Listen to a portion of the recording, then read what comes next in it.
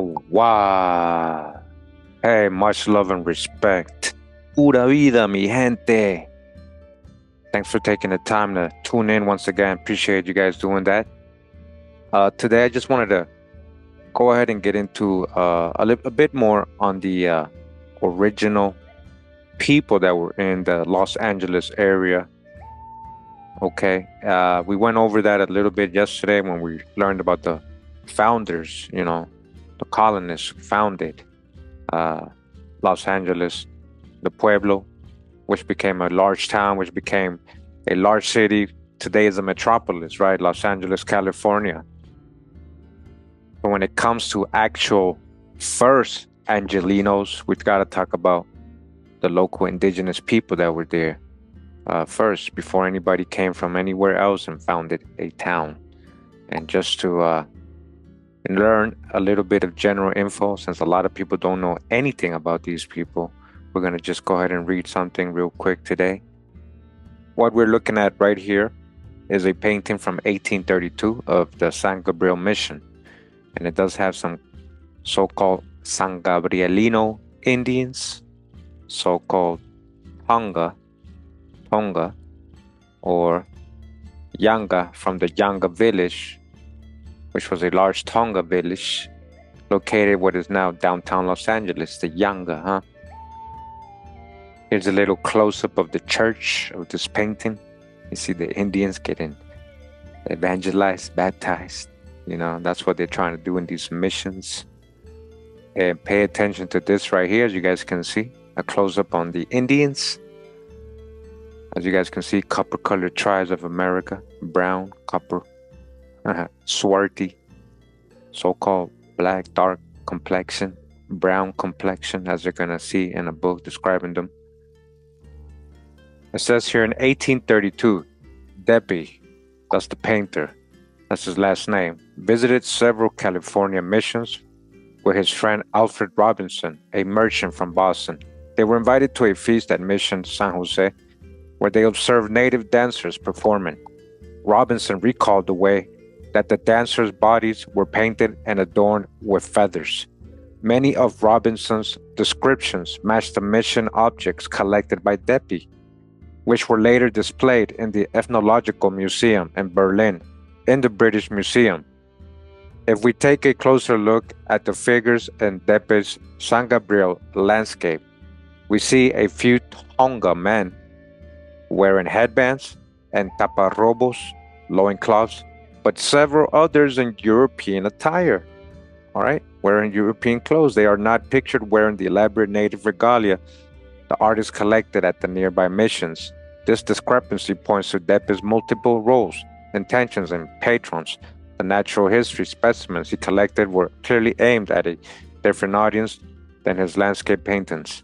Depe was not only an artist, but a trader, a naturalist, and a horticulturalist, and an ethnology collector, so he catered it to a diverse clientele, including private collectors of romantic landscape paintings in European ethnology museums, with an interest in acquiring and displaying American objects. All right, so that's the guy Ferdinand Depe who painted this drawing, as you guys can see, showing you swarthy Indians, 1832, and some dressed in European attire, they're saying already, over here near the church.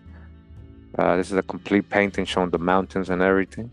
All right, this is in California. We're talking about the Tongva, are an indigenous people of California from the Los Angeles Basin and the Southern Channel Islands, an area covering approximately 4,000 square miles in the pre-colonial era. The people lived in as many as 100 villages and primarily identified by their village rather than by a past tribal name, identified by their village. Okay, so during colonization, the Spanish referred to these people as Gabrielino and Fernandeño, names derived from the Spanish missions built on their land. Mission San Gabriel Arcángel and Mission San Fernando Rey de España. Tongva is the most widely circulated endonym among the people, used by Narcisa Huguera in 1905 to refer to the inhabitants in the vicinity of Mission San Gabriel. Some people who identify as direct lineal descendants of the people advocate the use of their ancestral name as Quis, as an endonym. A little bit more down, it says here history. before the mission period, right? And check out this image right here. You got a photograph of a mission Indian, a Gabrielino woman, filling granary with acorns. All right, you see that? That's the picture that I colorized. Okay, and here is the colorized version. As you guys can see, let me just zoom in. The lady is very swarthy. This is one of those so-called Gabrielino Indians, Tonga.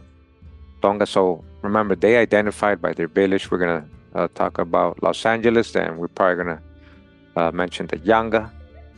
Okay, I just want to show you some other images before we continue.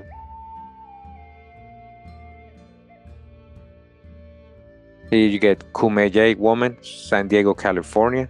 Yes, very swarthy as well, as you guys can see. Here with her dog. All right. Of course, the cover of my recent video, make sure to check it out.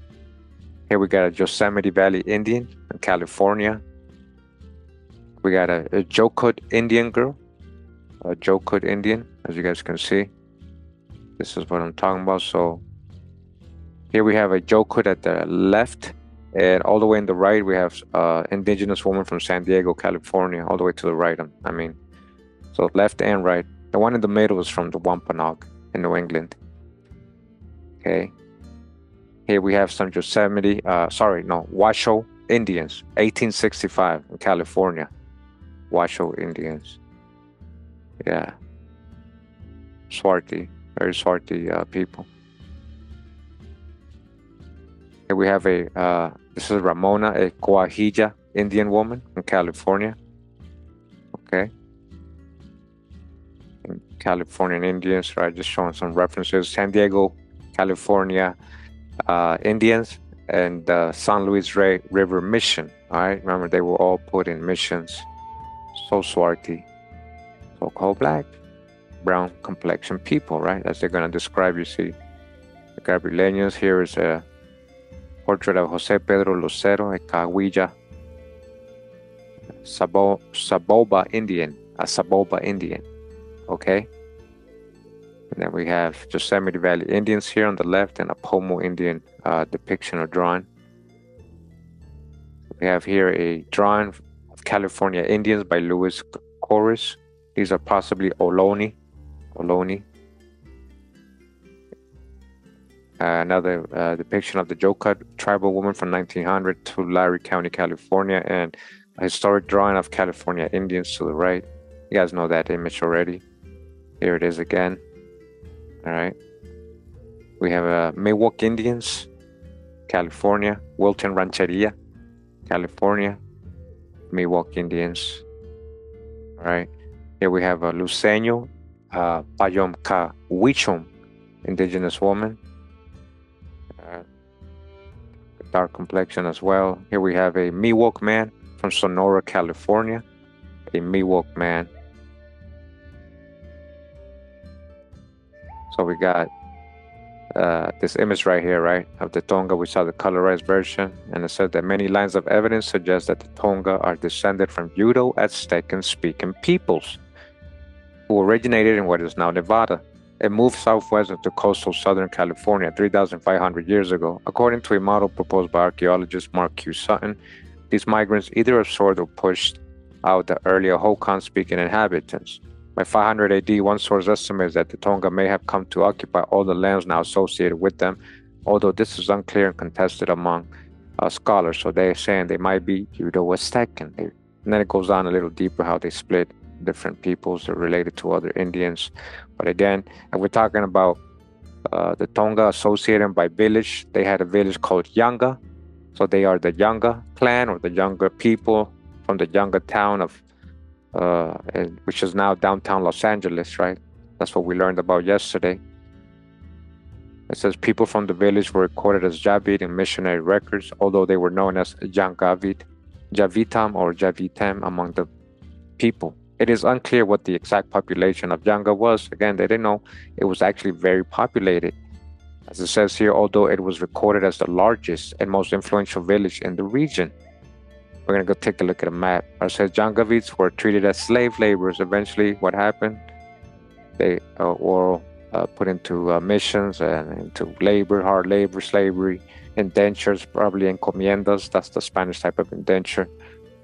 All right, that was the original village in Los Angeles downtown. That's where they went and found it. Here in the Yaanga, the first Los Angeles. That's what we're talking about today, the first Angelinos.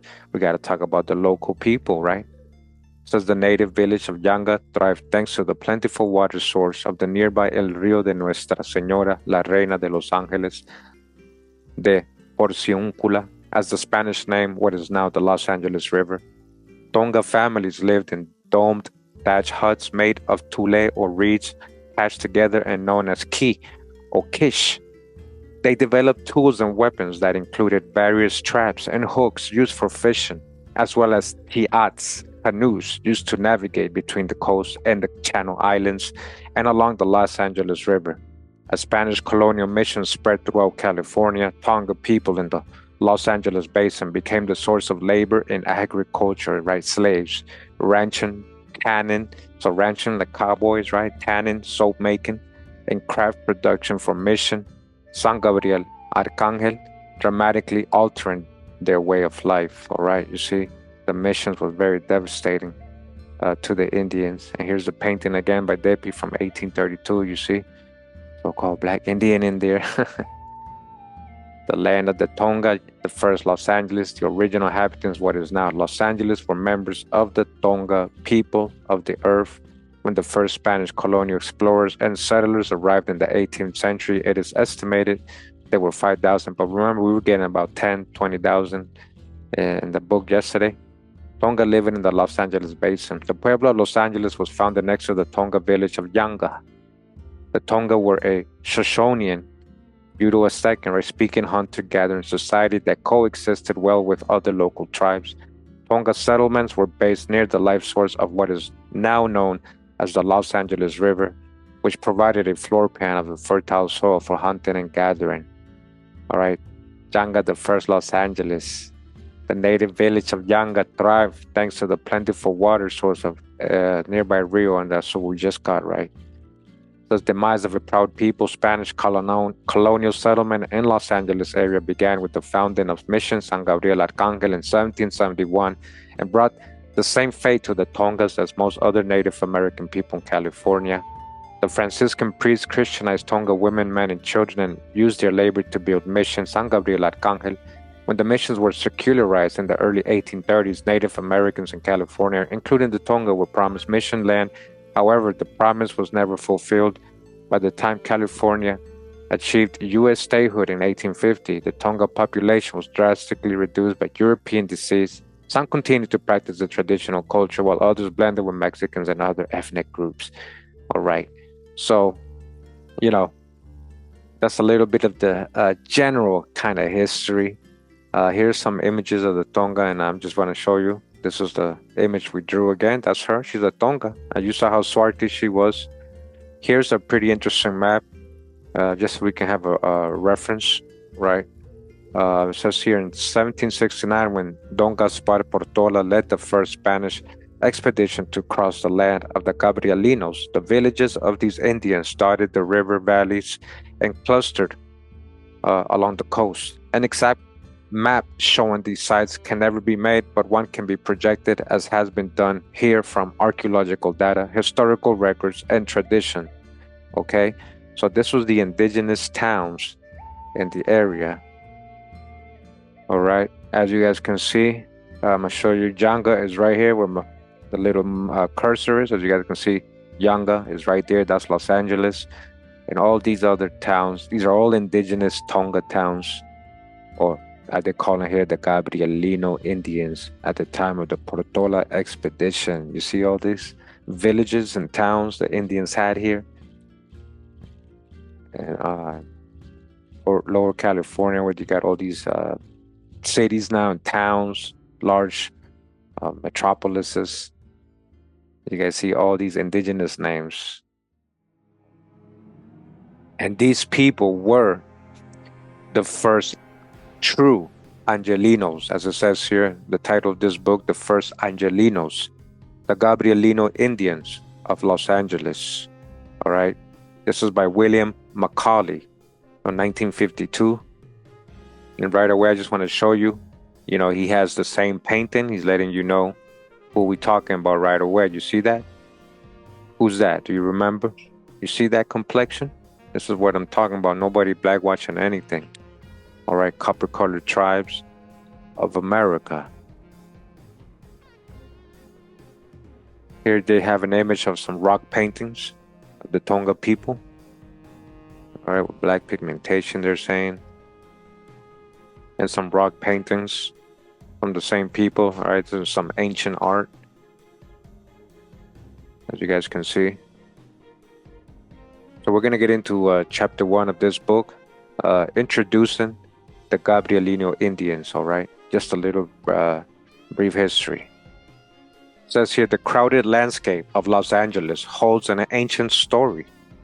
It is the story of the brave and resourceful Indian peoples who once inhabited the spacious valleys and plains of Los Angeles and Orange counties in Southern California, of daring seafarers who traveled the open sea in wooden canoes to trade with their kinsmen dwelling on the Channel Islands, of skillful hunters clad in deerskin costumes, all right, in deerskin costumes, dressed like deers, listen, who roamed the valleys and hills in search of their prey, of powerful shamans who transformed themselves at will into bears and wolves, and all-knowing, all-powerful Creator God who established the rules by which life was to be lived, all right? The Creator God, all-powerful, the Most High, the Great Spirit. It is a story of tragedy and great courage, and an Indian people decimated by disease, prejudice, and poverty, struggling to survive in a new and often unfriendly world. It is the story of the Gabrielino Indians. Who were the Gabrielino? Where did they come from, and how did they live? This book answers these questions and provides a detailed survey of these fascinating people and their culture. The Gabrielino were not the first people to inhabit the Los Angeles area. They were heirs to a non-European cultural tradition that had evolved over thousands of years. It is in recognition of this heritage that they will be referred to as the first Angelinos.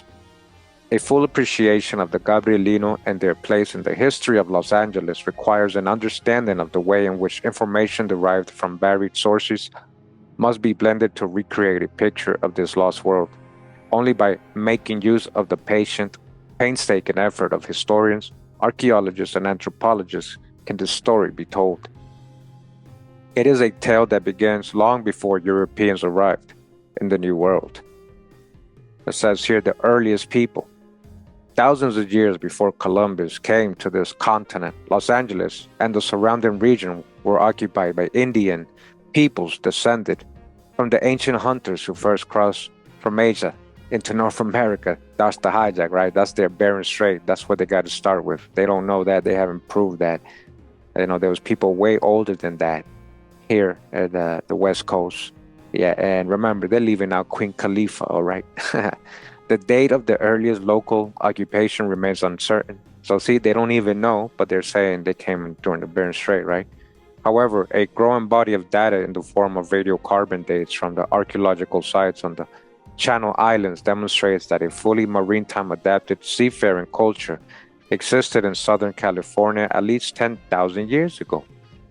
A maritime adapted culture was already there 10,000 years ago. So what I'm trying to tell you, San Clemente Island was occupied by 7,785 BC, and humans had reached St. Nicholas Island by 6,200 BC. Right? So this is according to all their radiocarbons, and of course, this video doesn't have all that other info we know about, where they're finding deposits that are much older, evidence of people living with elephants and mastodons, things like that. But let's just keep reading, right? It says, on the mainland, discoveries at Rancho La Brea and the recovery of ancient stone tools at Malaga Cove on Santa Monica Bay suggest a long history of occupation for the region. Sometimes prior to 6000 BC, the lifestyle of the early peoples living in the Los Angeles area changed significantly. Hunting, which was previously the primary food gathering activity on the mainland, became less important. while a greater reliance was placed upon the gathering of wild seeds and plant foods. The maritime adapted peoples living along the coast also appear to have turned to terrestrial food resources, perhaps in response to the silting of the coastal estuaries that were vital to their economy. During this period, plant foods were prepared by grinding on stone platforms known as metates. All right, we got those all the way here in Costa Rica, and I showed you in my trip to the museum these metates, these stone like looks like seats, but they're like little tables to crush the food or make tamales or crush the corn and the maize. So using hand stones referred to as manos. As a result, archaeologists sometimes refer to this cultural period as the milling stone period, milling stone horizon, or food collecting period. Whether the change in food gathering preferences represents the arrival of new peoples or the gradual cultural evolution of the earlier hunting peoples in response to environmental change is unclear. However, similar developments were occurring throughout much of California at approximately the same time. All right, so again, this is all their, theories and prehistory.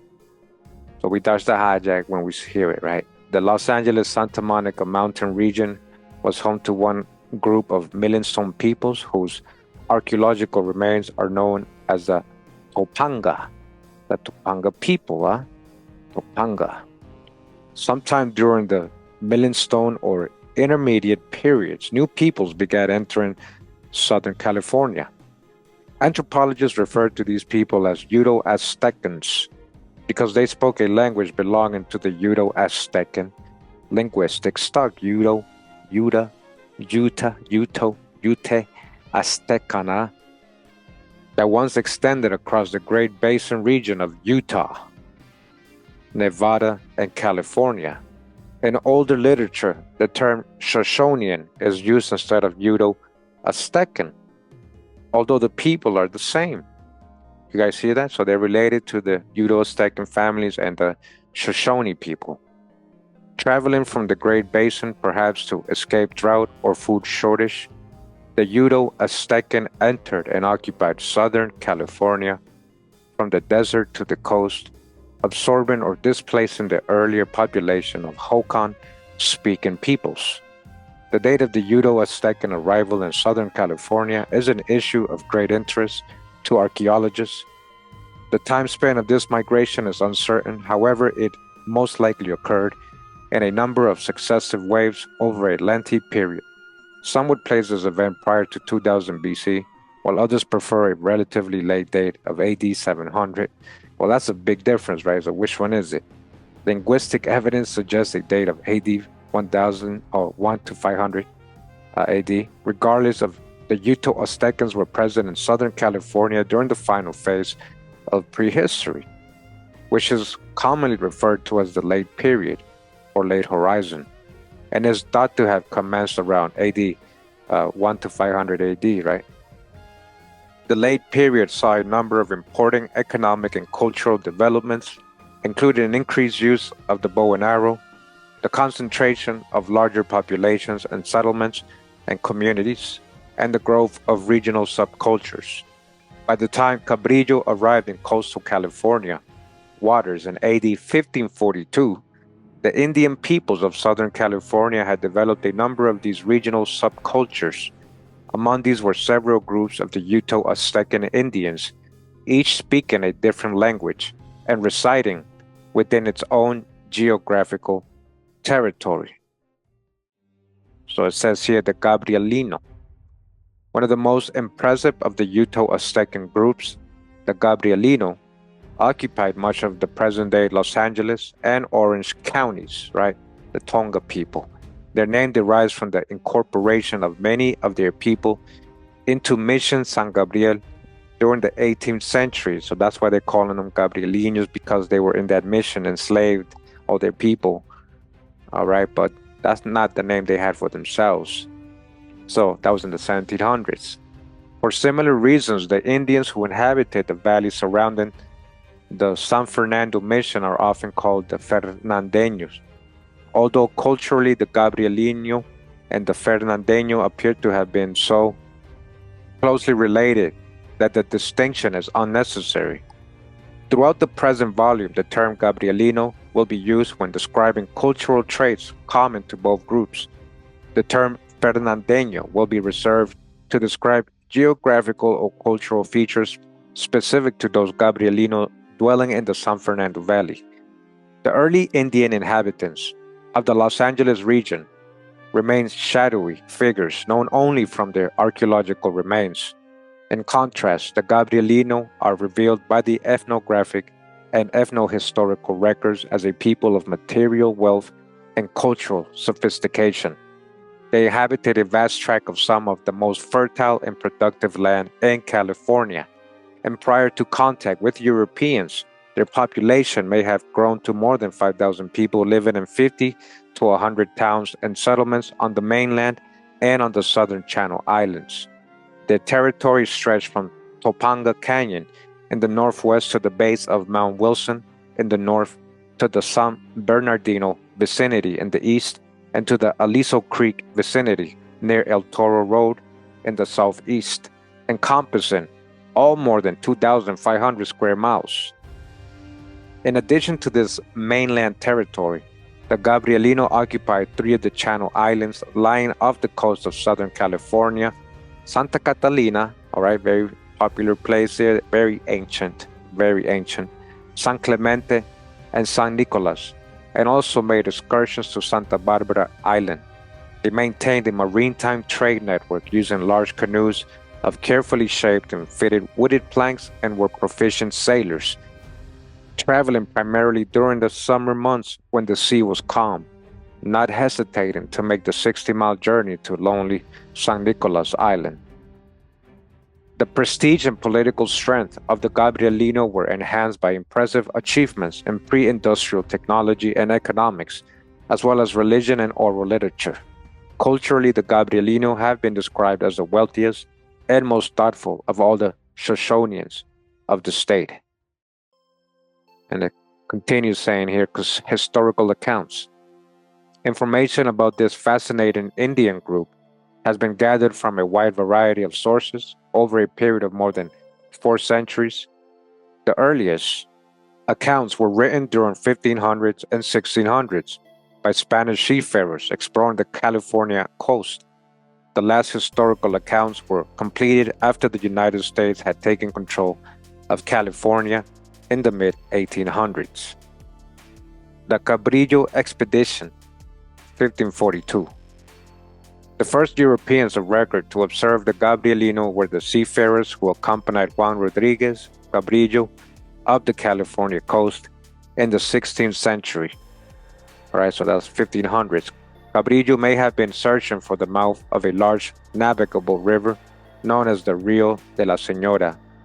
This legendary waterway, also known as the Northwest Passage or Strait of Anion, the Straits of Anion, was believed to provide a convenient route across North America.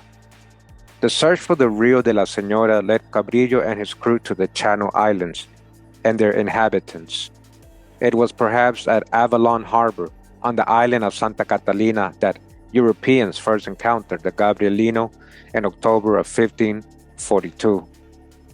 And it says here, at nightfall they were close to some islands, which are about 7 leagues from the mainland, and as the wind died out they could not reach them that night. Saturday, the 7th of that daybreak, they reached them, and named them San Salvador, Santa Catalina, and Vitoria, San Clemente. They anchored at one and went ashore with the ship's boat to see if there were any people there. As the boat was nearing land, a great number of Indians came out of the bushes and grass, shouting, dancing, and making signs to come ashore. As from the boats they saw the women fleeing, they made signs to them not to fear. So shortly they became assured and put their bows and arrows on the ground. Launching into the water a fine canoe containing 8 or 10 Indians, they came out to the ships. These were given some beads and presents, with which they were well pleased, and shortly went back.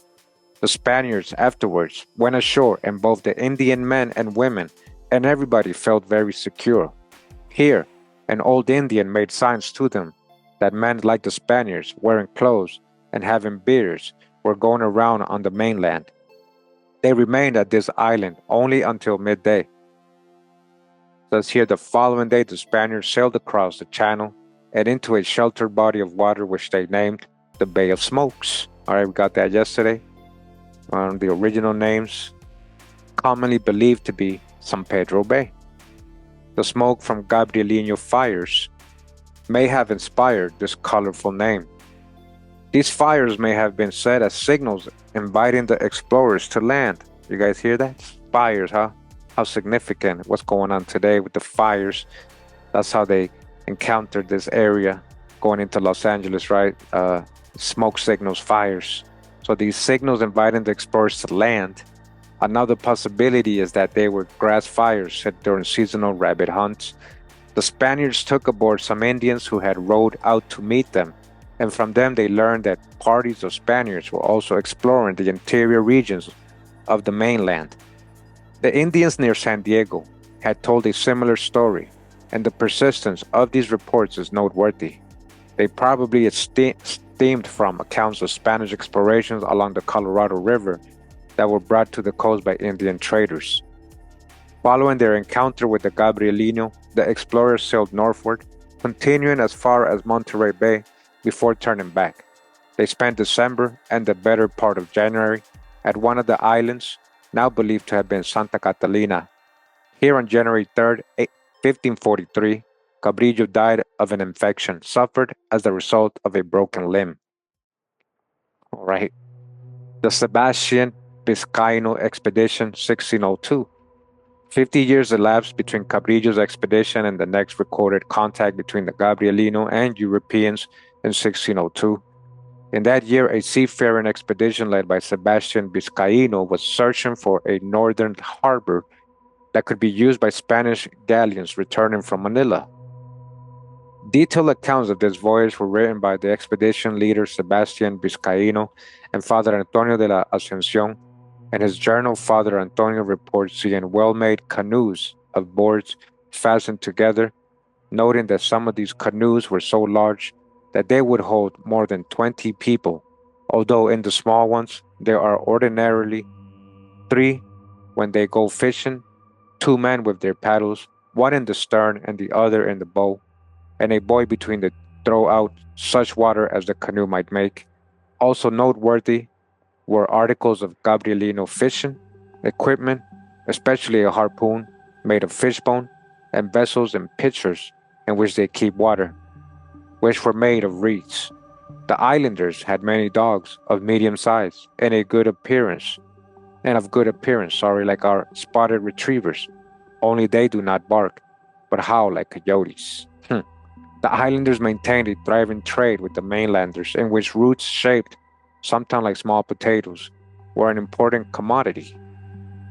Other important observations made by the Spanish in 1602 describe Gabrielino religious practices. Near Isthmus Cove on Santa Catalina, the Spaniards observe a place of worship, or temple, where the natives perform their sacrifices and adorations. According to Father Antonio, it was a large flat patio, and in one part of it, where they had what we would call an altar, there was a great circle, also rounded with feathers of various colors and shapes, which must come from the birds they sacrificed. Inside the circle, there was a figure like a devil painted in various colors, in the way the Indians of New Spain are accustomed to paint them. At the sides of this were the sun and the moon.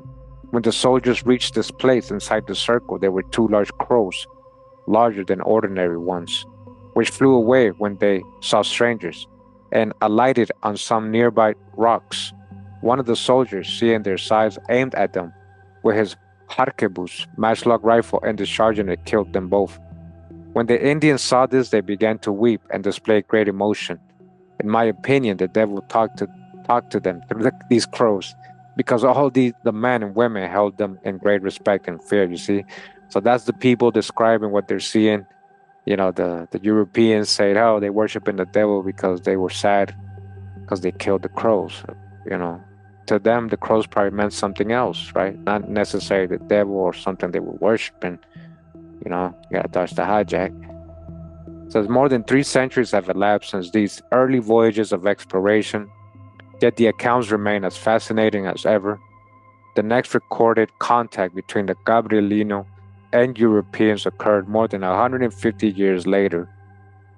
The Portola expedition in 1769. In the late 1700s, the Spanish, concerned about English and Russian incursions on the West Coast, decided to establish Alta California as a buffer state to protect their holdings in New Spain. The colonization of Alta California by the Spanish crown began in 1769 with an expedition led by Gaspar de Portola, accompanied by the Franciscan Padre Junipero Serra. Portola established frontier outposts at San Diego and Monterey, crossing the Gabrielino territory 3 times within a period of 12 months. Portola's party was the first recorded land expedition to explore Alta California, and it foreshadowed unimaginable changes for the Gabrielino, changes that would forever alter Indian cultural traditions that had evolved over more than a millennium. 3 members of the expedition maintained journals in which they recorded their observations. The expedition's leader, Gaspar de Portola, Miguel Costanzo, and Father Juan Crespi. These journals record the hardships of the expedition and describe the Indian towns and settlements the explorers passed on their way to Monterey. The terrain was rugged and choked with brush, but the Indians were friendly and welcoming. Father Crespi repeatedly remarked upon the generosity of these people. In one case, the Indians from a village in the valley came to visit us. They came without arms and with a friendliness unequaled. They made us presents of their poor seeds. On another occasion, the Spaniards pitched camp near a populous village of Indians, who received us with great friendliness. You see how friendly the Indians were to these people? And you see what they ended up doing to them? 52 of them came to the camp, and their chief told us by signs which we understood very well that we must come to live with them, that they would make houses for us and provide us with food.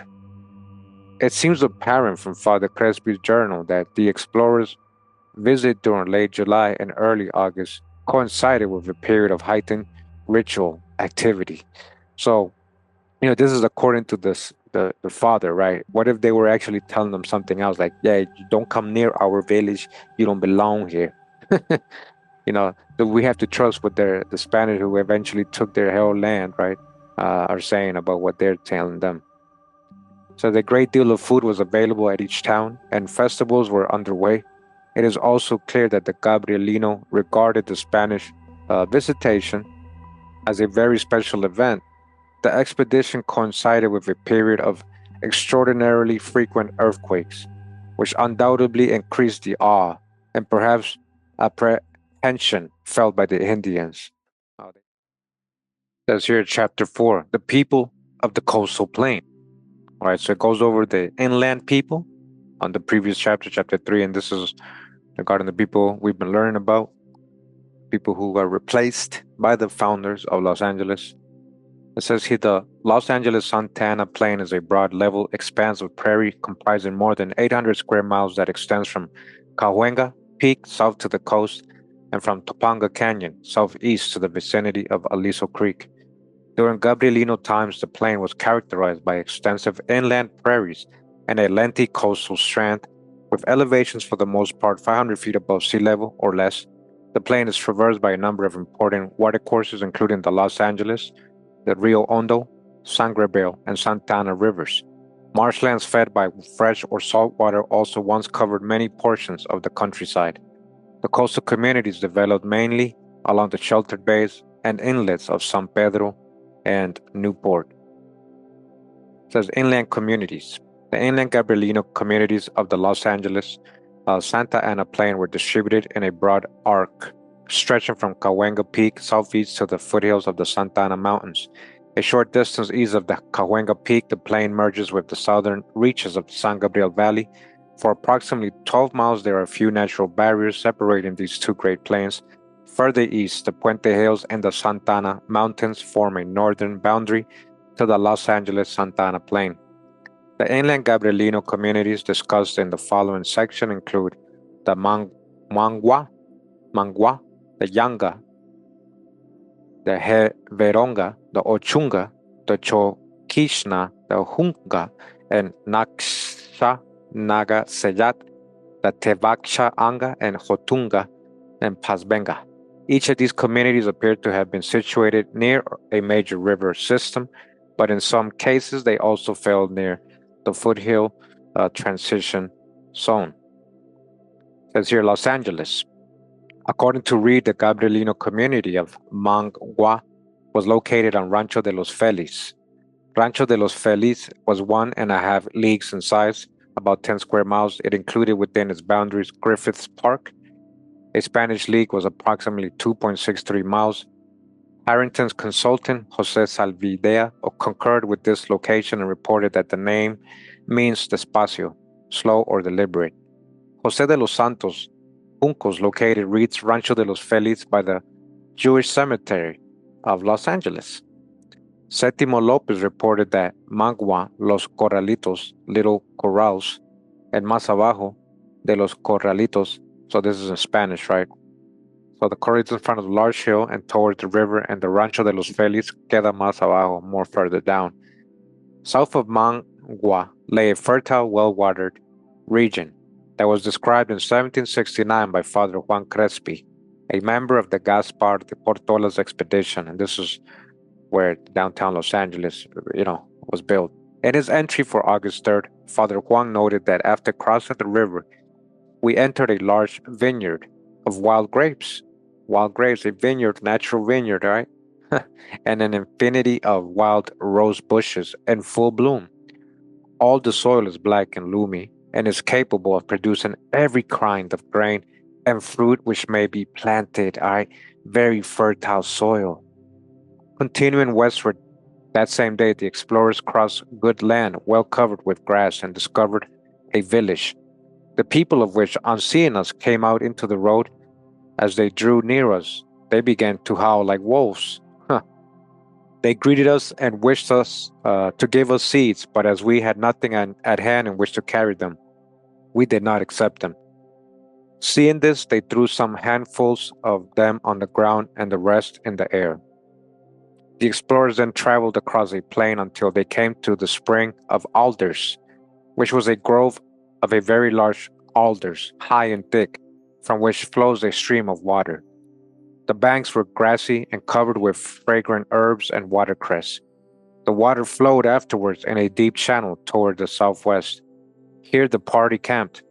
Throughout the day, the explorers were astonished by a continuing series of earthquakes, causing them to conclude that in the mountains that run to the west in front of us, there are some volcanoes. For the explorers saw some large marshes of pitch. They were boiling and bubbling, and the pitch came out mixed with an abundance of water. The water runs to one side and the pitch to the other. The intrepid explorers had discovered the great asphalt belts of La Brea. The Gabrielino community of Yaanga, located near the present Civic Center, is popularly regarded as the Indian precursor of modern Los Angeles. According to Jose Salvidea, Yaanga was the Pueblo of the Los Angeles, or Yaanga, right? And an Angelino is called Javit. This is the old name of the site of Los Angeles Plaza, and it means it is alkali, like the earth is salty. It says, notice simply that Yaanga or Yangna was Los Angeles. A curious variety of names is associated with Yaanga. Kroeber reported that an old Luiseño informant on the San Luis Rey River, perhaps Felix Calac, gave the Indian name of Los Angeles as Iyaca, noting that in Luiseño, Iyala means poison oak. Kroeber suggested that Iyaca might simply be the Luiseño equivalent of Yaanga. Kroeber also offered Wenot as yet another name for Los Angeles. The word Winot or Wenot means river in Gabrielino, although Gashet gives river as Ocho. The exact site of Yaanga is uncertain. The original community was abandoned sometime prior to 1836 and was succeeded by a series of later rancherias inhabited by Gabrielino and other Indian refugees. The community of Jeveronga may also may been located in this region. The San Gabriel baptismal registers list the community of Geberovit or Geberovit as en la ranchería inmediata al Pueblo Los Angeles, in the ranchery adjoining the Pueblo of Los Angeles. Mission San Gabriel recruited 31 converts from this community between 1788 and 1809. Kroeber located the place name Apache east of Los Angeles. Unfortunately, at the present time, there is no further data available on this place name. The spelling of this name does not seem to correspond with any of the communities listed in the San Gabriel Mission registers as compiled by Merriam, and it may have been a geographical feature rather than a settlement. According to Jose Salvidea, the community of Ochunga was on the road from San Gabriel to Los Angeles, about 3 miles from San Gabriel. Felicita Serrano Montaño reported to Harrington that Basque used to live there. There were many wild roses. There's a big matanza slaughterhouse there, now at the site of Otsuvit, Ochunga, about halfway between Los Angeles and San Gabriel. A railroad and wagon road passed by Ochunga. She went on to say that the name Ochunga is derived from Ochud, meaning wild rose, and the Spanish place name for this location was Rosa de Castilla, because there were many wild roses there. You guys hear that? So many wild roses, beautiful place. Now check this out. We're gonna be talking about Watts, huh? Watts. You guys know Watts, who's from there, the people that were there in general. Between Watts and Linwood was the 4,438-acre Rancho Tahuata, granted to Anastasio Avila in 1843. Kroeber suggested that Tahuata was probably based on the Gabrielino place name. In his 1918 field notes, Harrington reported that he interviewed Mr. Lugo of the South San Gabriel pool room. He says that the ranch at Watts was of the Lugos and was known as El Rancho Nuevo. The old adobe house was a quarter of a block west of the spring site. There used to be tules at the spring. He volunteered that the old name of the place was Tahuata. Lugo and told Kewin, Jose de los Santos Juncos, that it was an Indian name. Okay, so hey, Watts possibly was an Indian mission or reservation. You see that? The name survives in the present Tahuata Avenue in the city of Compton. All right? The name Tahuata may be Spanish corruption of Juntanca, a community that Reed placed on the Ranchito de Lugo. Okay? Then you got here Long Beach. All right, we're just going to read another one real quick, right? Long Beach. It says Reed placed the Gabrielino town of Tevachanga, or Cerritos, all right, in Long Beach, right? Or Rancho Los Cerritos, the headquarters of which was located in the city of Long Beach near the present course of the Los Angeles River. This agrees with the location provided by Kroeber. One early historical account describes this region as a forest interspersed with tracts of marsh, and notes that until 1825 it was seldom that the river discharged even during the rainy season its waters into the sea. Instead of having a riverway to the sea, the waters spread over the country, forming lakes, ponds, and marshes. The river water, if any, that reached the ocean drained off from the land at so many places and in such small volumes that no channel existed until the flood of 1825, which, by cutting a riverway to tide water, drained the marshland and caused the forest to disappear. Although Salvidea did not recognize the place name Tiba Jabit, a variant spelling of Teva Changa, all right, look at these names, he suggested two possible etymologies for the name, according to Salvidea. Kivanhana meant in the old houses, and Tiba Jabit would mean the alley de la casa, the alley de la casa there from the house. However, Harrington expressed reservations about the second etymology, noting that the man does not know the place name. All right, we belly flop to chapter 10 real quick, just to stay on topic, what we learned about yesterday. And we're talking about Los Angeles, the first Angelinos. It says El Pueblo de la Reina de Los Angeles de Porciuncula. In August 1781, 11 families from Sonora arrived at Mission San Gabriel. Remember, these families, more than half of them are being described as Black or Negro, and the others are in general Indians, with supposedly 2 Spaniards. So these 11 families from Sonora and Mexico arrived at Mission San Gabriel. The party was a mixed group of Spaniards, Negroes, mulattoes, Mexican Indians, and mestizos. You see that? We broke it down on my video from yesterday. Make sure to go watch that. Their goal was to found a pueblo on the Los Angeles River, and late in 1781, el Pueblo de la Reina de Los Angeles de Porciuncula was founded. According to the original plan, the pueblo was to supply cattle, grain, and broken horses to the presidios of San Diego and Santa Barbara. In addition, the pueblo was intended to serve as a place of retirement for old soldiers whose sons would enlist in the presidio companies. In fact, from the very beginning, the Pueblo of Los Angeles was dependent upon the local Gabrielino population for its survival. Indians provided the labor for plowing, hoeing, and weeding. All right, Indians are the ones who helped these so-called black founders of Los Angeles settle down. The Indians labor again for their survival. They needed them. They did all the hard work as well as planting, harvesting, and grinding.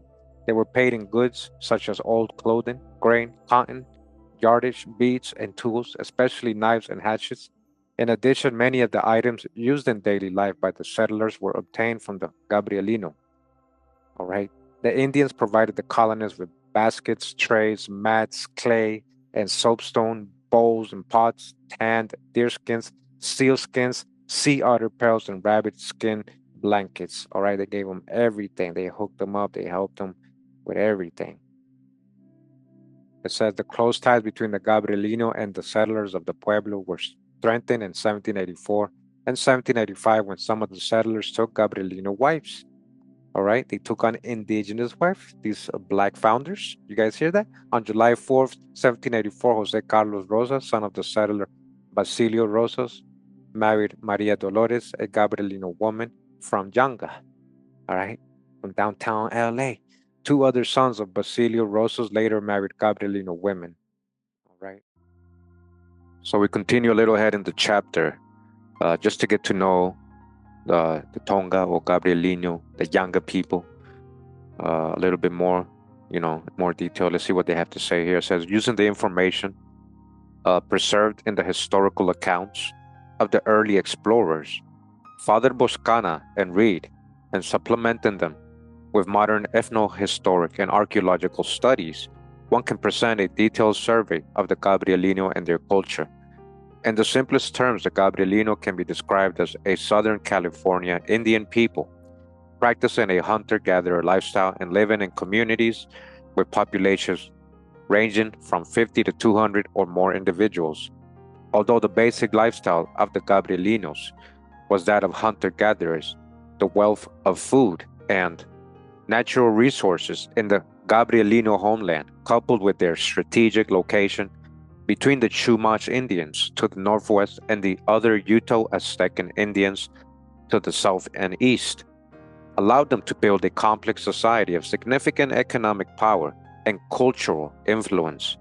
The Gabrielino homeland became a cultural melting pot, in which the Uto-Aztecan tradition met and fused with the vigorous maritime-oriented culture of the coastal Chumash to create a society of immense vitality and creativity.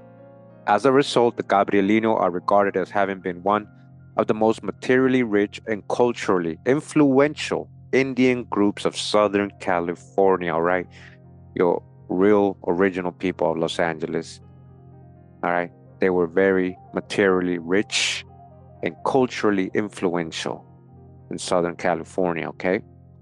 The Gabrielino territory encompassed important economic centers, such as the community of Najcucat, located at Isthmus Cove on Santa Catalina Island, and a revered religious and ceremonial center, Bovunga, located on what later became Rancho Los Alamitos.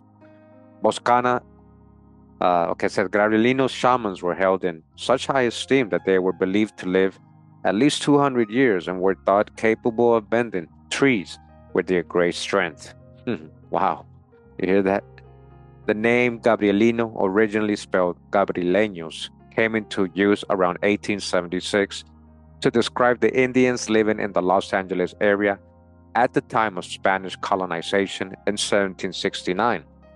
This name, of which Gabrieleños is another spelling, arose from the incorporation of many of these Indians into Mission San Gabriel. That's where they're getting this name, but that's not the original name, okay? And it has been retained for convenience by most subsequent writers and researchers. The Indians dwelling in the San Fernando Valley received the name Fernandeños due to the incorporation into the Mission San Fernando, although there is little question but that they too were Gabrielino. They were the same people. Whether or not the Gabrielino had a general name for themselves is unclear, although Reed stated that they did not. Later researchers reported the names Tongva or Tongva and Tobikar as having been used by these Indians to describe themselves. The Tongva was the term used by the Gabrielino living near Tejon, right, like Tonga or Tongva. However, two Gabrielino consultants working with anthropologist Harrington reported that Tongwe was a rancheria in the San Gabriel area. The word Tobikar, which means settlers, and may have been derived from Tobohar or Tobar, the Gabrielino name for the earth, was used by those living in the San Gabriel region. The Gabrielino of the Los Angeles area called themselves Comivet, from the word Comi, meaning east, and were so called by the Fernandeño. In return, the Gabrielino called the Fernandeño Pashik Waron, from Pashik Wanga, the name of the Indian community once located at San Fernando. Related Gabrielino names may include Pashif Betam and Pavashekwar.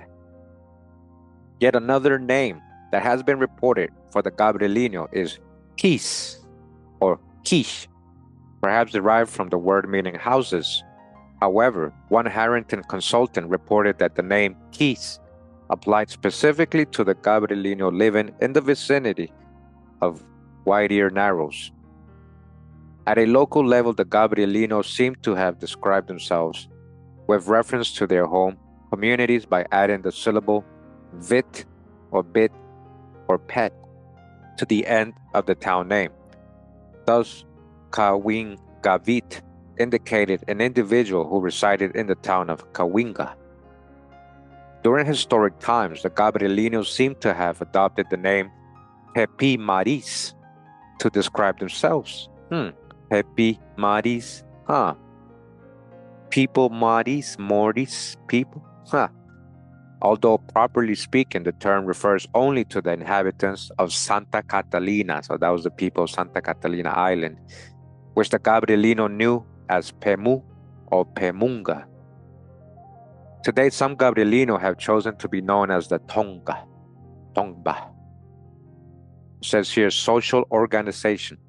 Much of the Gabrielinos' success can be attributed to their sophisticated social structure, which allowed them to exercise a surprising degree of control over their economy. At the lower end of the social structure, each family belonged to a lineage group, which was headed by a chief known as a Tomiyar. Generally, each community consisted of one or more lineage groups, although some communities may have had a broader political authority over other settlements as well. Thus, lineages participated in a system of ritual congregations that promoted and regulated interactions among the members. For a discussion of ritual congregations among a neighboring Indian group, the Kawija. All right, remember I showed some of the images earlier of a Kawija? Tomiyars formed alliances, or the chiefs, right, which they often cemented by marriage. And these frequently extended across language boundaries to unite the Gabrielino with other Indian groups. Extensive networks of trade and ritual exchange are reported to have linked the Gabrielino with the Kawija, Shumach, Serrano, and Luiseño. Professional groups also appear to have formed organizations that drew together members from separate lineages. Gabrielino shamans were members of the Antap, a prestigious and powerful ritual association dominated by the Chumash, and also possess a similar organization of their own, the Jovar Rekam. Hudson and Blackburn, okay, says among the Chumash, skilled artisans such as canoe builders and bow makers were organized into guilds. Such organizations probably existed among the Gabrielino as well. Moving on, it says here technology and religion. All right, we just learned a little bit about the original people of Los Angeles today. Something things that we never really look into. We don't even know these people's names. A lot of the people that I talk to, they wouldn't know if I asked them about the Tongva or the Gabrielino who I'm talking about. So we're just getting to know them again, since we know who were the founders who founded Los Angeles. We want to know also the local people that were there.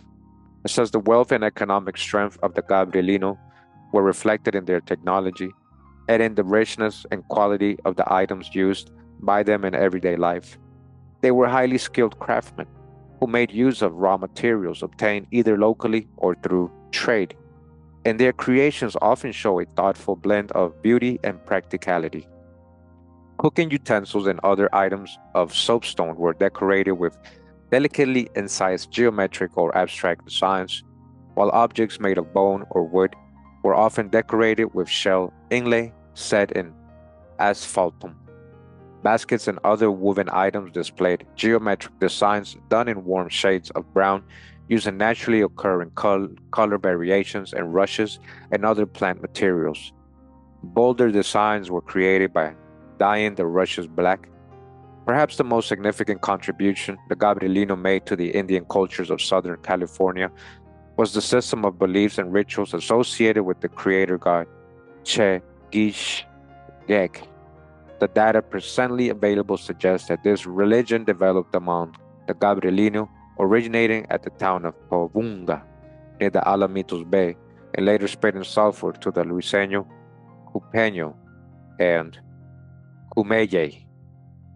The Chegishekek religion remained prominent among the Indians of Southern California long after the introduction of Christianity. Continuing, it says here, language and literature. The Gabrielino are believed to have spoken several regional dialects of the same Uto-Aztecan language. Reed provided a pronunciation guide for the Gabrielino, observing that the language had a great many liquid sounds with guttural, so softened down to become quite agreeable to the ear. In the same letter, Reed produced a vocabulary of Gabrielino words. A similar work based on a document from Mission San Gabriel has also been published. Gabrielino vocabularies have been recorded by Horatio Hale, Johann Bushman, Alexander Taylor, Oscar Lowe, Henry Henshaw, and Alfred Kroeber. Gabrielino vocabularies located by the author among the Seahart Merriam papers at the Bancroft Library are inclined as appendices 1 and 2 of the present volume.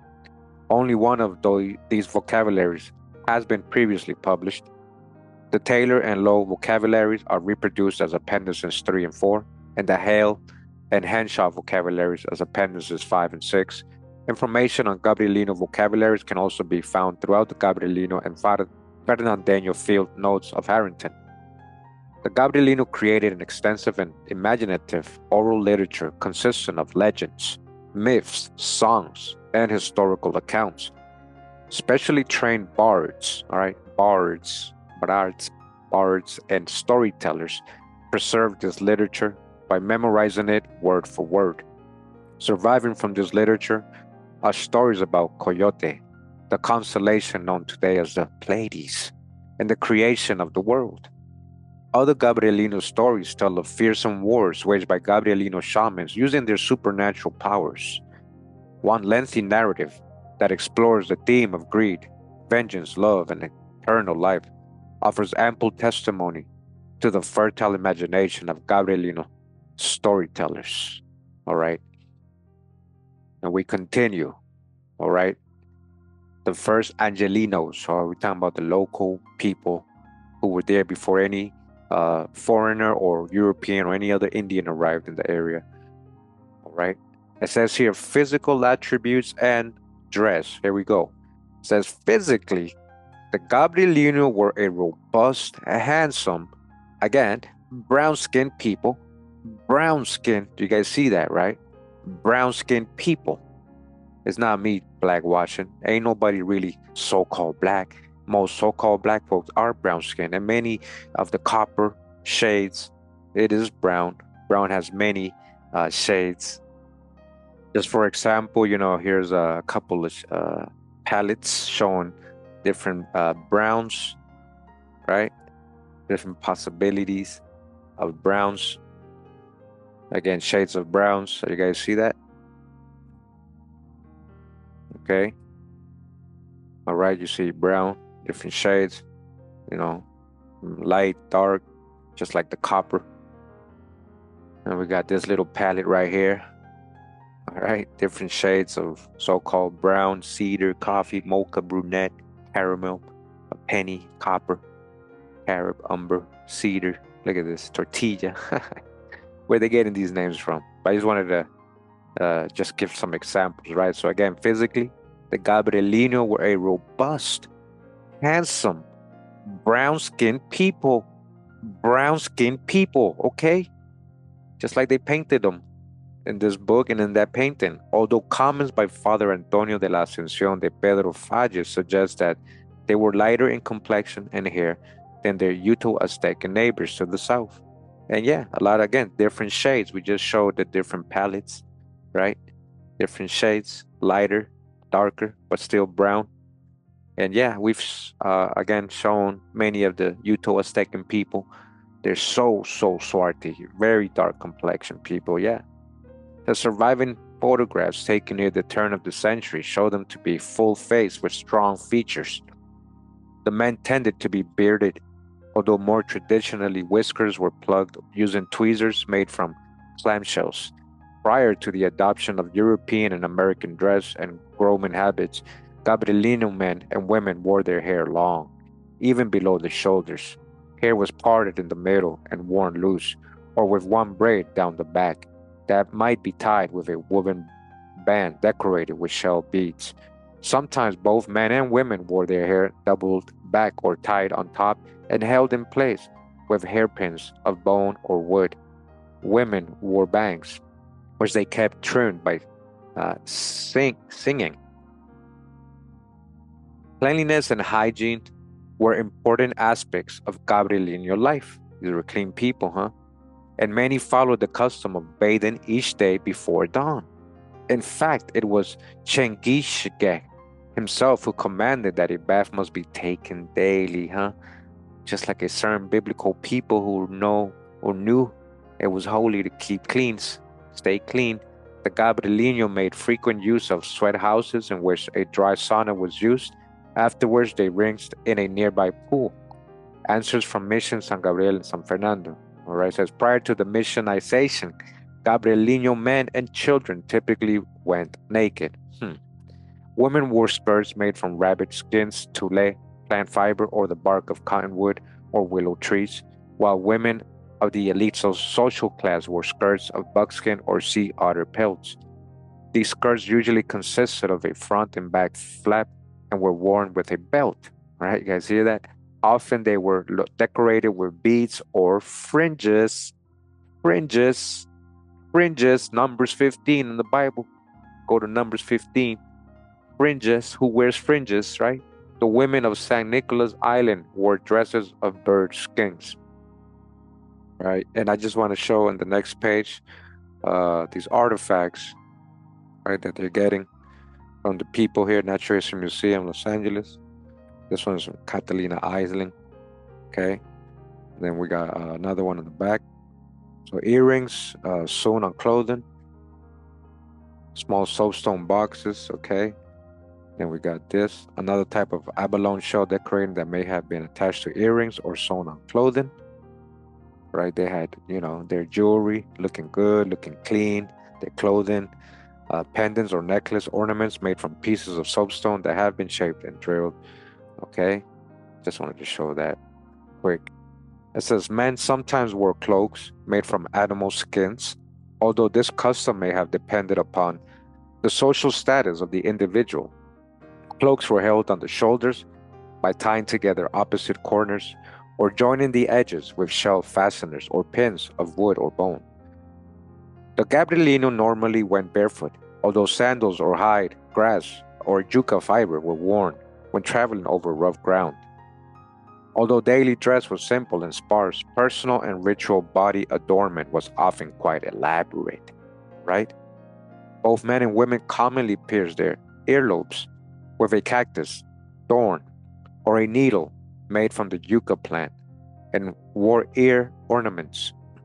Women wore large and elaborate earrings, okay? You hear that? Women had large earrings manufactured from shell and feathers. Men too had their ears pierced so that they could wear small tubes of cane in which they carried tobacco. That's where they had their stash, all right? The herbs and the tobacco on their earrings. Although Reed stated that rings or ornaments of any kind were never attached to the nose.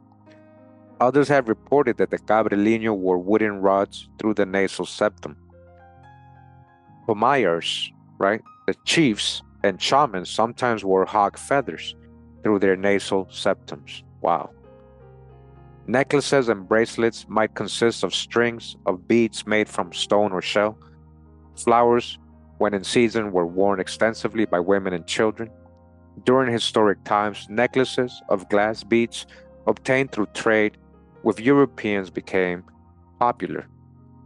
Other forms of personal ornamentation included tattooing and face and body painting.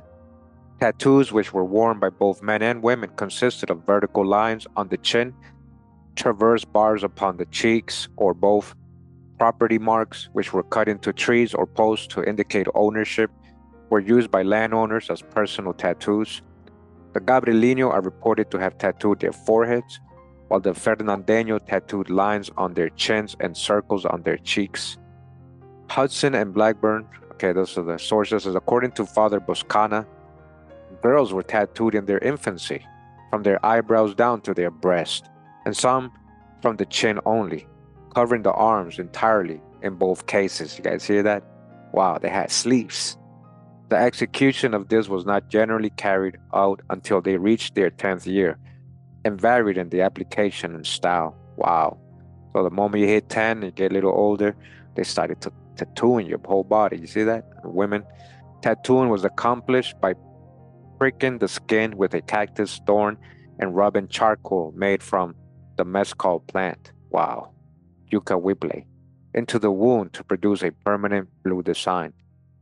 Another method employed pads soaked in a dye made from charcoal mixed with juice squeezed from green nightshade leaves.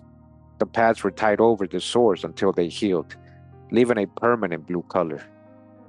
One of Harrington's informants reported that untan la quijada, they smeared the jaw with the pounded leaves of this nightshade and the ay lo pican, prickled it.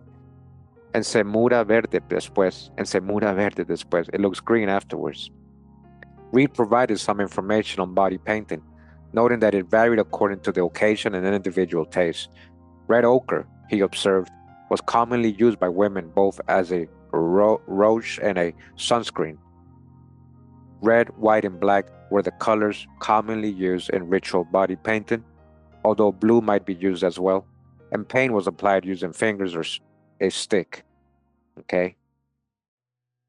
Now, I just want to read from this article, journal article, regarding the Indians of this part of California, Los Angeles, and the surrounding areas, as they're calling the Gabrielenos or Gabrielinos.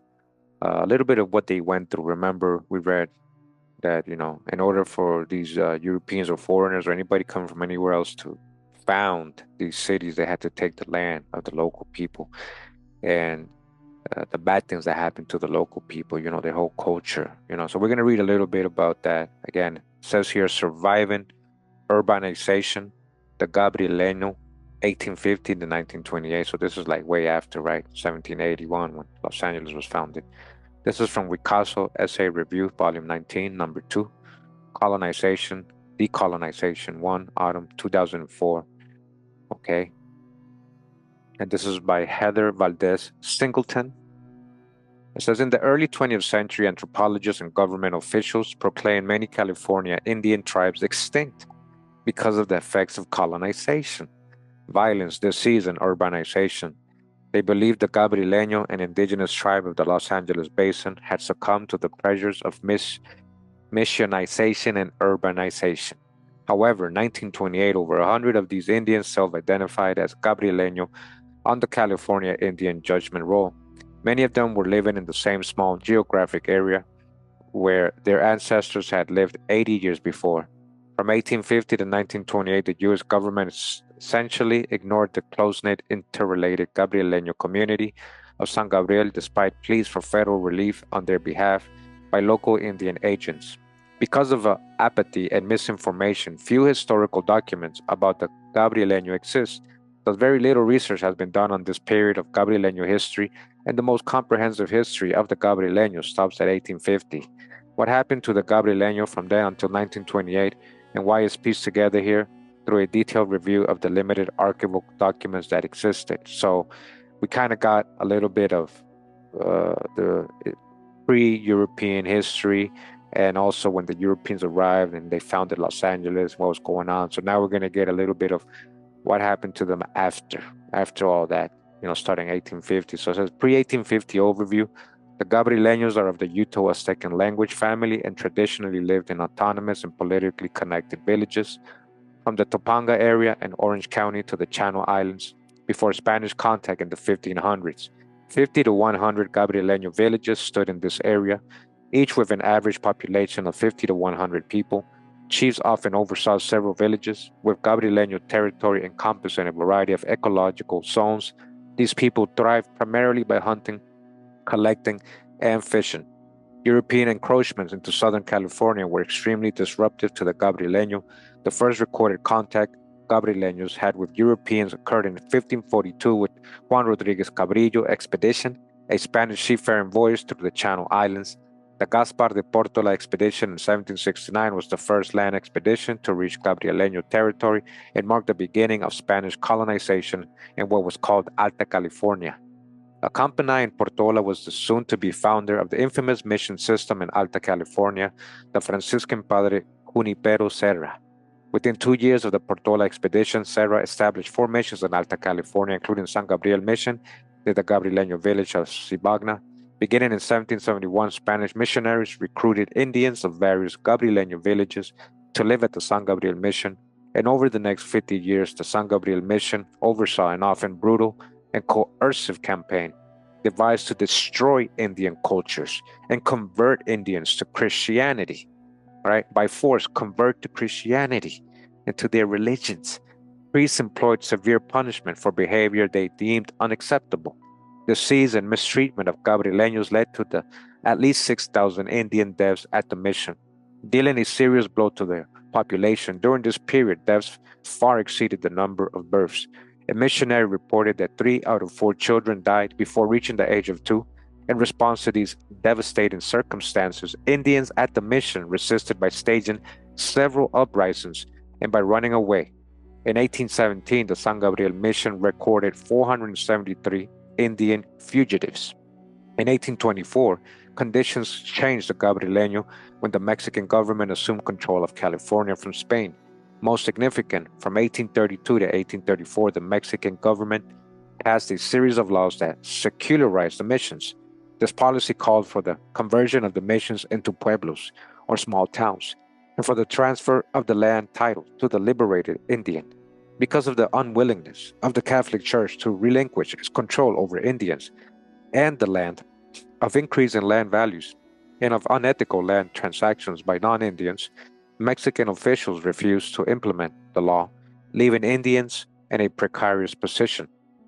After the secularization of San Gabriel Mission, scattered reports indicate that the Gabrieleños pursued several options available to them.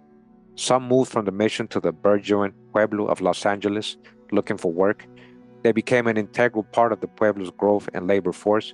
Essentially, Los Angeles, founded in 1781 and heavily depended on Indian labor grew slowly on the back of Gabrielino laborers.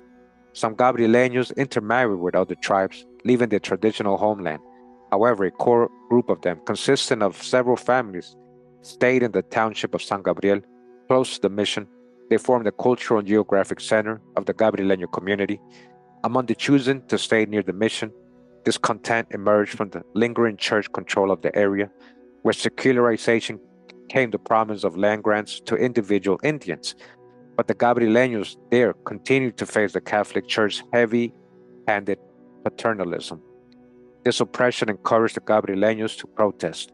In 1846, 100 Gabrielenos petitioned Governor Pio Pico. Listen, remember, that was one of the founders' descendants, one of the so-called black founders' descendants, this governor. And who they protesting to? These are Indians who are also what? Brown complexion. These are, it's not about color back then.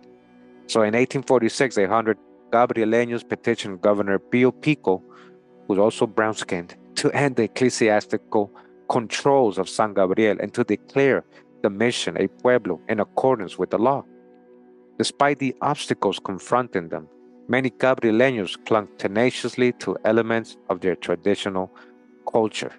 Hugo Reed, one of the few chroniclers of 19th century Gabrieleno history, though himself a non-Gabrieleno, documented this struggle. Reed lived near the mission in San Gabriel with his Gabrieleno wife, Bartolema Kumikabit, whom he renamed Victoria. In 1852, he penned a series of letters published in the Los Angeles Star that detailed Gabrieleno life and culture, referencing the Gabrieleno community in San Gabriel. During this period, Reed wrote, "Their chiefs still exist.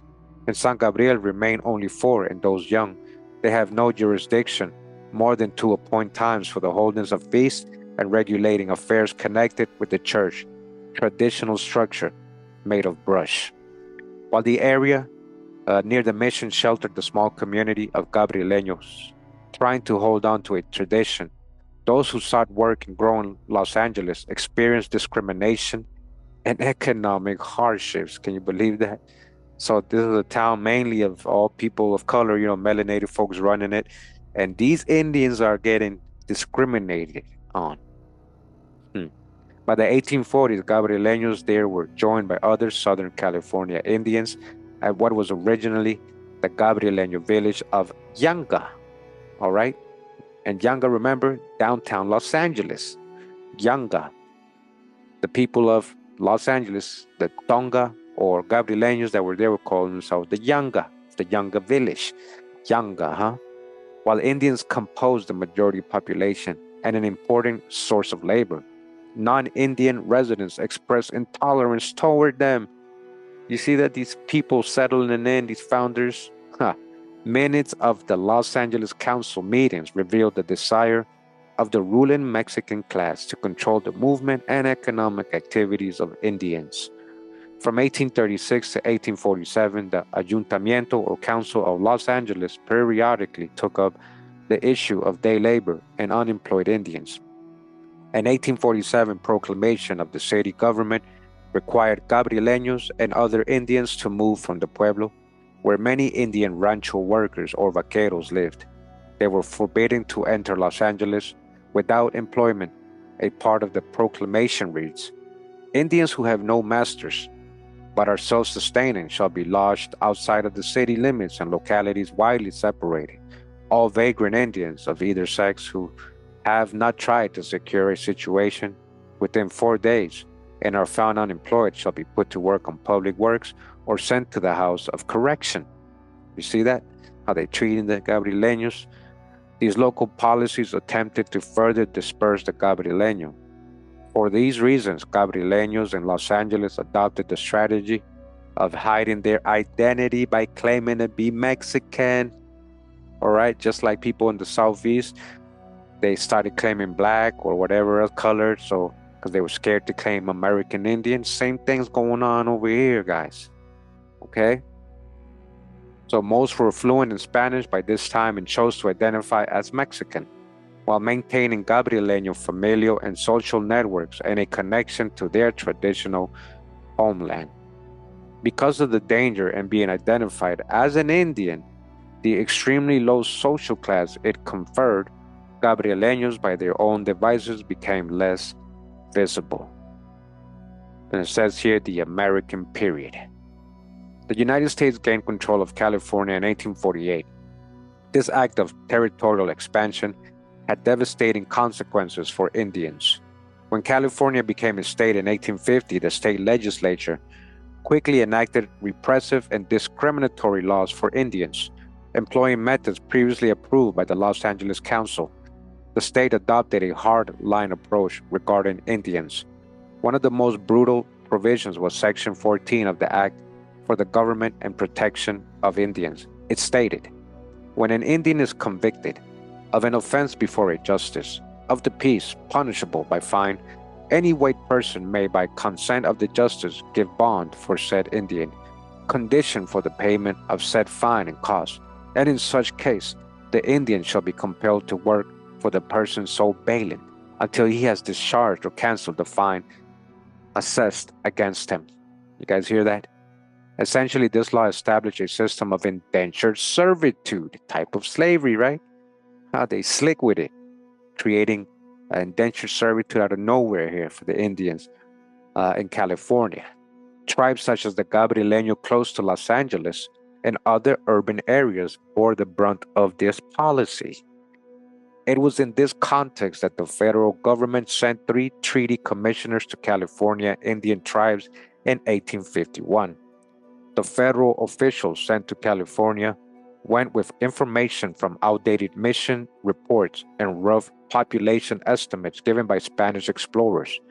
One of the first reports listed a total population of 16,930 California Indians, including 1,050 at San Gabriel Mission. Despite the relatively high concentration of Indians at San Gabriel, the federal agents ignored them and those living in Los Angeles. The personal diaries of Commissioner G.W. Barber show that he was on his way to treaty with other Indians of Los Angeles.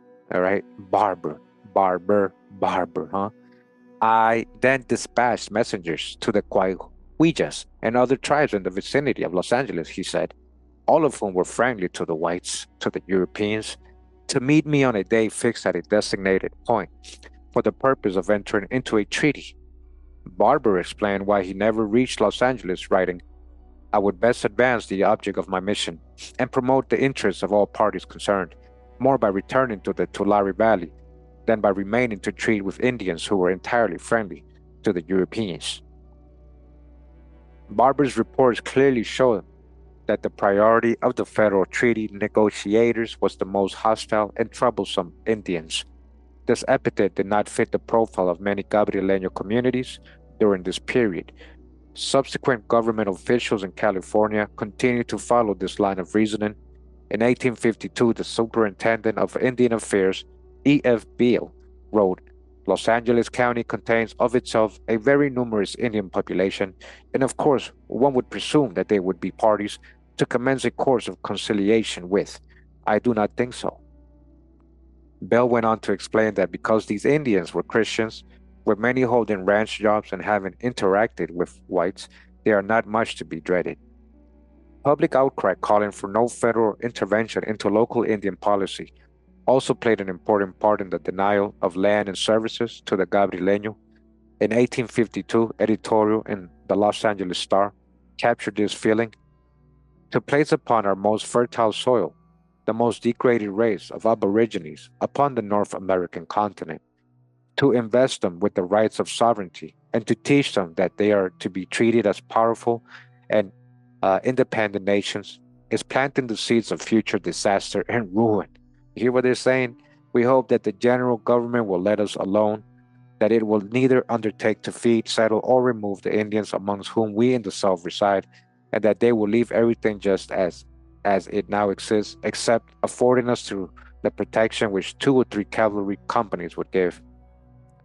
With the appointment of various local Indian agents in Southern California, the Gabrielino presumably had an opportunity to receive some relief from the federal government in the form of land and services. Some speculate that Hugo Reed, the chronicler of the Gabrielino and husband to a Gabrielino woman, was actually campaigning for the job of Indian agent in Southern California with his letters on Gabrielino life to the Los Angeles Star. However, Reed died before he had the chance to be appointed. The Indian agent actually appointed in Southern California was Benjamin D. Wilson. In 1852, Wilson showed his preference for maintaining the status quo when he penned an important report about the Indians of Southern California concerning the Mission Indians of the Los Angeles area. He wrote, in some parts of Los Angeles, nearly half the houses are grog shops for Indians. The abuses of the law have been cruel to the Indian in every country at all times and nearly fatal to him in California. They are at peace among themselves and friendly to the whites, docile and tractable and accustomed to subjection. You see what's going on? So most of the some parts of Los Angeles, there half the houses are grog shops for Indians. Wilson did not prove to be the advocate for the Gabrielino that Reed might have been. The Pueblo of Los Angeles grew during this period, largely on the backs of Indian labor. You see how they built Los Angeles? This is why I'm doing this, guys, to remember and honor the people, right, that went through this. While the 1852 census listed Los Angeles County as having less than 50th of the state's population, the county had a quarter of the cattle, a fifth of the horses, and a 20th of the cultivated acreage in the state. Indian labor was crucial to the continued growth of the economy of Los Angeles, all right? Indian labor, not Africans. It has been cited as a reason for not giving land to the Gabrielino. The condition of the Gabrielino continued to worsen. In 1855, Superintendent of Indian Affairs Hanley reported, the Indians in about the city of Los Angeles are in a miserable and degraded condition. You see what happened after its founding? You see what happened to the Indians? What's been happening to them as soon as they made contact with Europeans. And remember what we read, they were so friendly to them. They were so friendly to these people. Hey, come live with us, man. We'll feed you everything. Look what they did to them.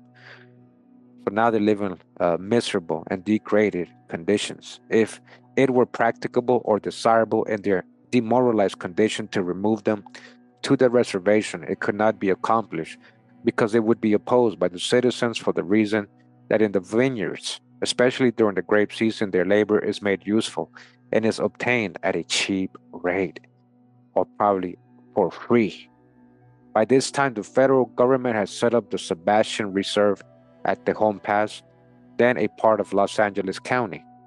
Hanley's reference to the reservation was more than likely a reference to the one at Tejon Pass. While Hanley advised against sending Gabrielenos to Sebastian, records show that a small number of Gabrielenos did in fact live at Sebastian and that these Tejon Gabrielenos maintained significant social ties with Gabrielenos living in San Gabriel. Instead of advocating a removal policy for Indians of Los Angeles to a reservation, Hanley advised that the Indians of Los Angeles be removed from the city and prohibited from returning, listen, without permission from an agent under whose protection they could perform the labor in the vineyards and be protected in the reception of their pay. Wow. So kick them out of their own land and don't let them come back unless they're coming back to be slaves, to work in the vineyards, That is so messed up. You see what's going on? People being replaced, their land being taken. The 1870s saw a large-scale Anglo-American migration to Los Angeles. So a lot of so-called Anglo-Americans, don't just think white, because of the completion of the railroad that linked California to other parts of the country. This led to rapid commercial growth in Los Angeles and caused an economic decline for the ranchos, which in turn reduced the need for Indian labor. The non-Indian immigrants demanded land for themselves. These newcomers took advantage of the fact that many Gabrielino families who had cultivated and lived on the same land for generations did not hold legal title to the land and used the law to evict Indian families. Wow. This is almost like reading what's going on in Palestine, right? In Israel with Israel and Palestinians, right? How they just been there for thousands of years. Now they getting moved out by newcomers, right? The Gabrielenos at San Gabriel responded by becoming increasingly vocal about problems plaguing them and the federal apathy displayed toward them.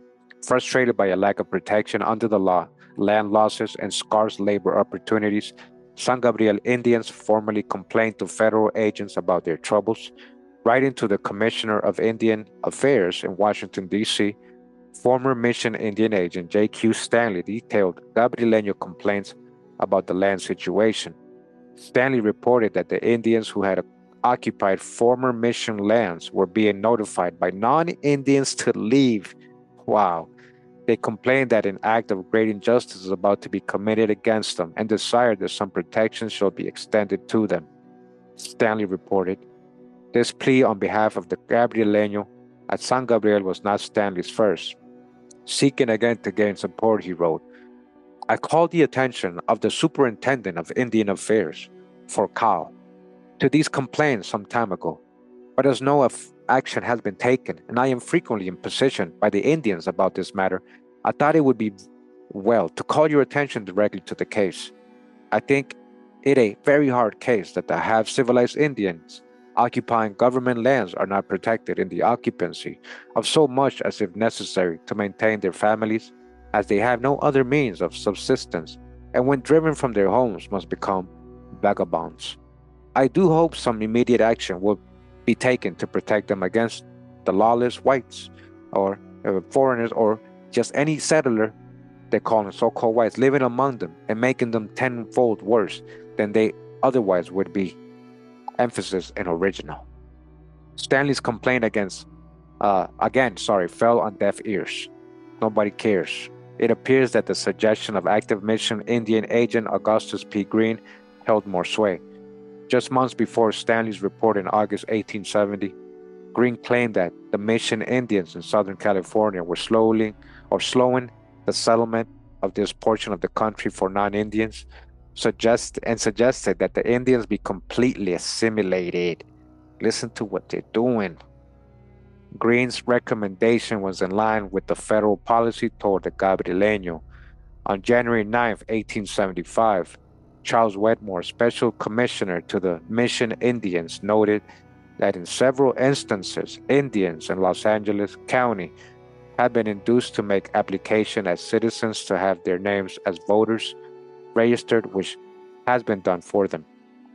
By the mid-1880s, the effects of the growth of Los Angeles and the indifference shown by the federal government had taken a heavy toll on the Gabrielino.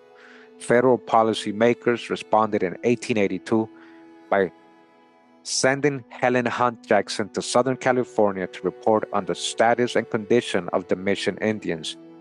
Hers was to become an extremely important trip, as her recommendations eventually led to the creation of several reservations in Southern California. Jackson reported that there were considerable numbers of Indians in the colonies in the San Gabriel Valley, where they live like gypsies, just like gypsies in brush huts, here today, gone tomorrow, eking out a miserable existence by day's work. The Gabrielinos' fate moved Jackson to take up their cause, using them as the basis for characters in her fictional children's book, The Hunter Cats of Conorloa. This book details how land was unfairly taken from an elder Indian. The story seems to closely parallel the pleas made by the former Indian agent Stanley, not 10 years before. Jackson's report became the impetus for the Mission Indian Relief Act of 1891. This act called for the formation of a commission that would survey lands in Southern California and create reservations for the Mission Indians. While Jackson noted the impoverished status of the Gabrielino, A. K. Smiley, the head of the Mission Indian Relief Act Commission, overlooked the Gabrielino when he visited various Indian communities and villages in 1891. Smiley's diary fails to indicate why he did not visit San Gabriel. He apparently saw no reason to change the established policy of federal neglect for the Gabrielinos. In 1869, former Indian agent Stanley questioned why his repeated pleas on behalf of Mission Indians had gone unheeded. Stanley speculated one reason why nothing has been done for these Indians is they have been peaceable and caused the government no trouble, and consequently have been almost entirely neglected. At the turn of the century, noted anthropologists such as C. Hart, Merriam, and J. P. Harrington turned their attention to what they saw as the last of the Gabrielino. Notes on the Gabrielino can be found throughout Harrington's papers. All right, that's a little bit what we were reading. These notes document that there were some groups of Gabrielinos at the Tejon Reservation. Merriam conducted studies at Tejon, where he noted one of the tribes represented at the reservation was the Tongva of San Gabriel. From the 1840s until the early 1900s, at least 8 Gabrielinos served as informants to an anthropologist, because it is likely that what they had retained of their traditional culture was closely guarded. In 1925, Alfred Kroeber declared Gabrielino culture extinct. You hear what he's saying? This guy say, oh, they went extinct. Man, you're still here. Right, and they have melted away so completely that we know more of the finer facts of the culture of ruder tribes. While federal officials displayed apathy toward the Gabrielino situation, a plan was afoot to assimilate Gabrielino children. Federal agents encouraged Gabrielinos to enroll at Sherman Indian School at Riverside, California. From 1890 to 1920, Sherman Indian School registered at least 50 Gabrielino students. And continuing, it says here, activism and Gabrielino reemergence. As conditions worsened for almost all California Indians during the American period, the federal government sent special agent Charles E. Kelsey to California in 1907. All right, so after all these great fires and world fairs, right, to take a census, prepare a map, and purchase lands for the homeless Indians of California. While Kelsey did not enumerate Indians in Los Angeles or the township of San Gabriel in his census, it appears that he wanted land set aside for the San Gabriel Indians. The Sequoia League, a non-Indian advocacy group based in Southern California, did some work for Kelsey in the area and may have had requests on behalf of the Gabrielinos in San Gabriel. Nothing, however, came from Kelsey's work in terms of land reform for the Gabrielino. The years between 1910 and 1920 brought important changes for many Indians in Southern California. With the emergence of the All-Indian Organization, the Mission Indian Federation, came activism and coordinated protests by Southern California Indians. The Gabrielino eventually joined the Federation, which brought them to the political stage. The Mission Indian Federation was an important part of the 1928 California Indians Jurisdictional Act. This act authorized the Secretary of the Interior to create a roll of California Indians for the purpose of payment from a judgment fund. From 1928 to 1933, several agents traveled through California, enrolling Indians who could prove ancestry from a California Indian living in the state in 1852. See how that's not that far back enough. So if you didn't make the cut, or if you couldn't prove that you're from an Indian from 1852, then they wouldn't consider you an Indian. They did that a lot with Oklahoma and the 5 civilized tribes, and a lot of these people who get recognized, they won't recognize other people, especially a lot of black folks, because if you weren't in this type of role, or if you weren't in this place at this time, then you're not an Indian. Like these are like very silly. It says over 150 Gabrielinos self-identified on this role, which became a base role for purposes beyond payment of judgment monies. A Gabrielino woman living at the home provided the names and addresses of several Gabrielinos living in San Gabriel. Because the Tejon Reservation is more than 70 miles from San Gabriel, her action indicates an active social network among Gabrielinos in the 1920s and 1930s. That so many Gabrielinos were enrolled under the 1928 Act is further evidence that despite the oversight of various government agents, there were numerous families living in San Gabriel identifying as Gabrielino and able to identify other relations, as their families had been interacting for generations. It says here, conclusion. The near absence of the Gabrielino from the historical record is indicative not of their disappearance, but rather of the strategy of secrecy chosen by those who survived the mission system, Mexican policy, and the U.S. invasion. This strategy allowed the Gabrielino to protect themselves and future generations against harmful local Indian policies and attitudes. Although Gabrielinos were relatively quiet during this period, concerned individuals pleaded several times to the federal government on behalf of the tribe. The reason why these appeals were never answered is not altogether clear. There was evidence suggesting that because the Gabrielino were not openly hostile and therefore non-threatening to Anglo-Americans, federal officials simply ignored them when they assigned small reservations to the more vocal tribes in Southern California. Additionally, the Gabrielino were a valuable and readily available source of labor in the early history of Los Angeles. Free labor here, these are your slaves, a labor source that would have been lost had the Gabrielino moved to reservation lands not directly adjacent to Los Angeles. By the time an anthropologist became interested in Gabrielino culture, there were few traditional Gabrielenos who were willing to share their knowledge. Thus, anthropologists wrongly surmised that the Gabrielino must have succumbed to the process of missionization and urbanization. Much of Gabrielino culture by this time had been seriously harmed, but the Gabrielino community was by no means destroyed or extinct. The 20th century brought Gabrielenos to the political stage on many fronts, fighting for compensation for land and the reinterment of their ancestors' remains, working to save landmarks of cultural importance, acting to educate the public about their history, and struggling for recognition from the federal government. That more recent history will be told another time through Gabrielino oral histories. All right. So that's end of the article. All right. Again, we're just doing this to bring awareness to the history that few people know. If you like the reading, if you like today's video, I'm happy that you enjoyed it. Because I did the video of the first founders of Los Angeles and where they came from, what they look like. I only wanted to go ahead and bring awareness to the people who was there before them and what they went through and still actually going through. And now I know that a lot of people might think, well, the Gabrielenos today are not the real ones. That's your opinion. If they have the genealogy, they have the genealogy, whether it's one or two or three grandparents. And, as I said in the book, we know, and we saw the pictures I showed earlier, that a lot of these people were so swarthy and had appearances of being so-called Black or Negro. So we're including them as well. We know that in general there has been almost like a whitening and ethnic cleansing. People have been lightened up in general. A lot of these tribes or recognized tribes, based on the pictures we got from the 1800s, at least we know that in the 1800s there were still brown complexion, dark complexion people, colored tribes of America. But it's important to know what happened to them and what they've gone through, and not just who founded Los Angeles, right? So I hope you guys enjoyed the reading.